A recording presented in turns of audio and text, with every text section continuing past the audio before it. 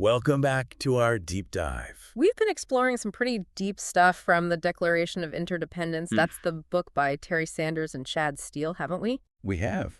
Before the break, we were talking about how our inner and outer worlds, they're all connected, Right. and how finding that alignment can really make us happier and more fulfilled. And that whole idea that, consciously cultivating selflessness, it can actually be a path to personal growth. Yep. The infinity principle in action, it's still a little mind-blowing to me, but I'm starting to see how it works. It is a powerful concept, and it kind of turns everything we think we know about happiness upside down. So let's talk about how we actually put this stuff into practice. I mean, it's one thing to understand these concepts, but Right. how do we actually live them out every day? That's the challenge, isn't it? Talking about integrity is easy, but living it consistently, that's a whole other thing. The book actually gives some practical examples of what this looks like. Okay. And it all starts with that foundation of honesty, reliability, accountability, and respect. Those are like the 4 pillars, wouldn't you She say are the building blocks. Yeah. So let's take honesty in relationships. Yeah. It's not just about avoiding lies. It's about being authentic and transparent with people.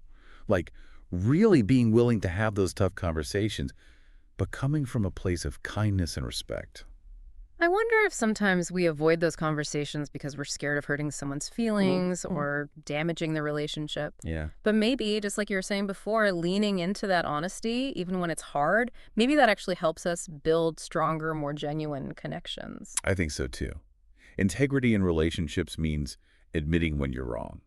It means taking responsibility and building that trust by being someone others can depend on. Reliability, they talk a lot about that too. So huge.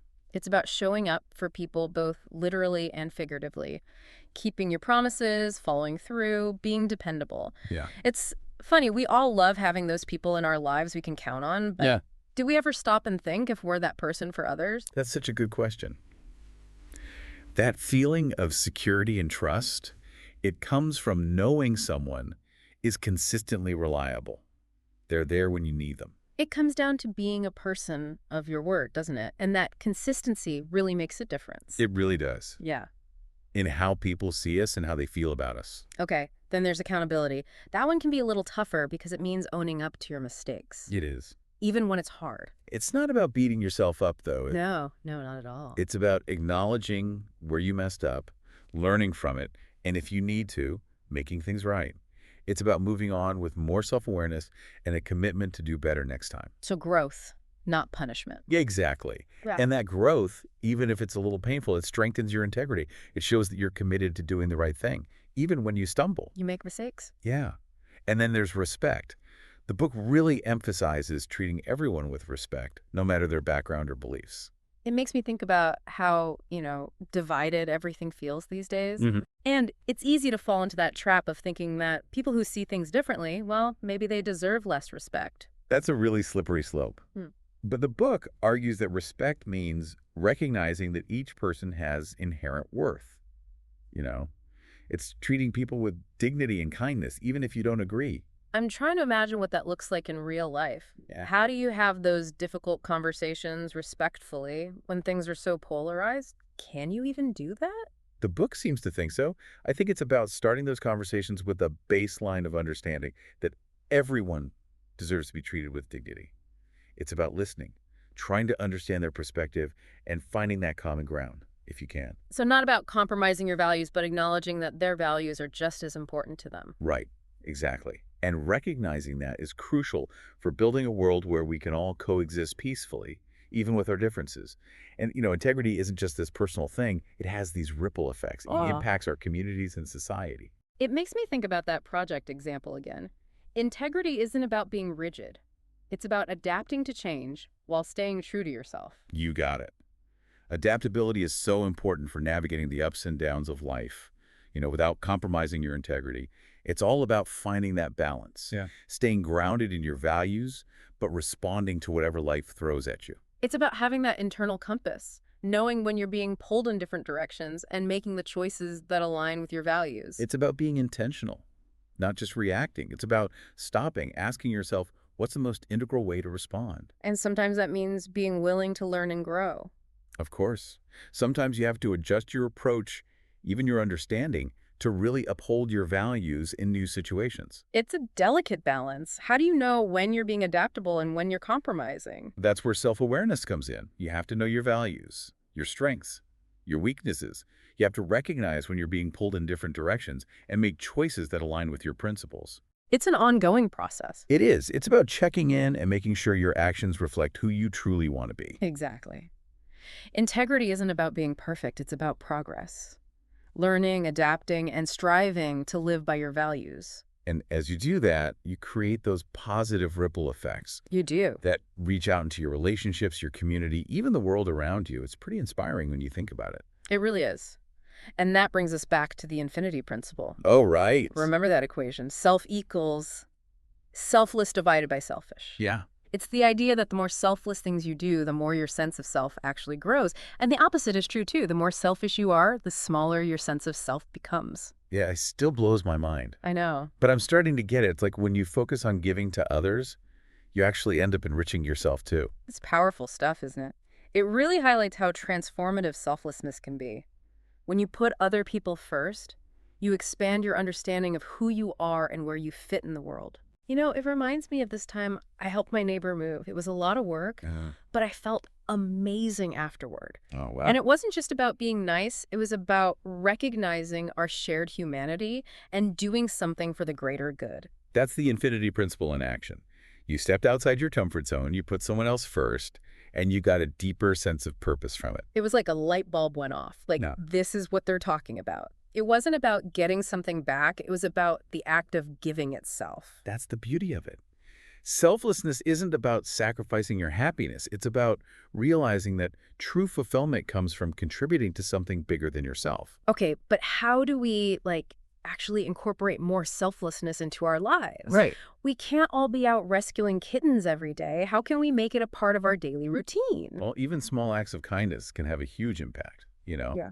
It's not about grand gestures. It's about consistently making the effort to put others first. So being present, paying attention to people's needs, even in small moments. Yes.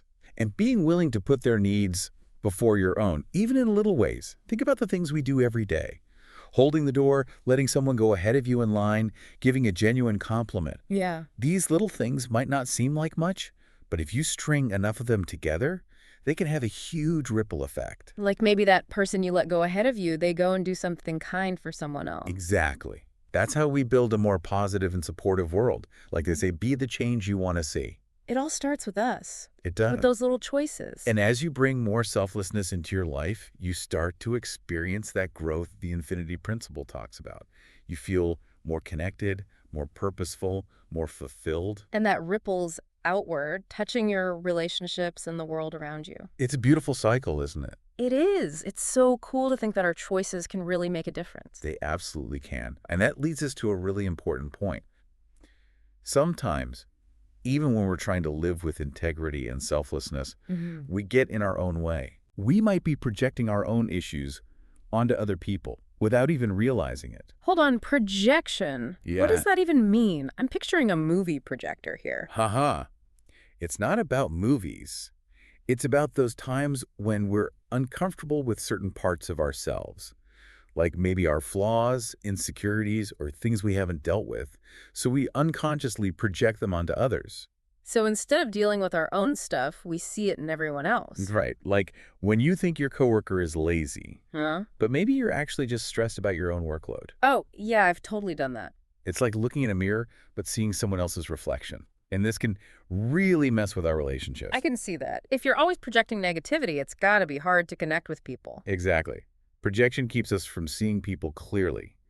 And it also stops us from taking responsibility for our own growth. Okay, so how does this projection thing relate to integrity and selflessness? Well, the book says that being selfless can actually help us project less.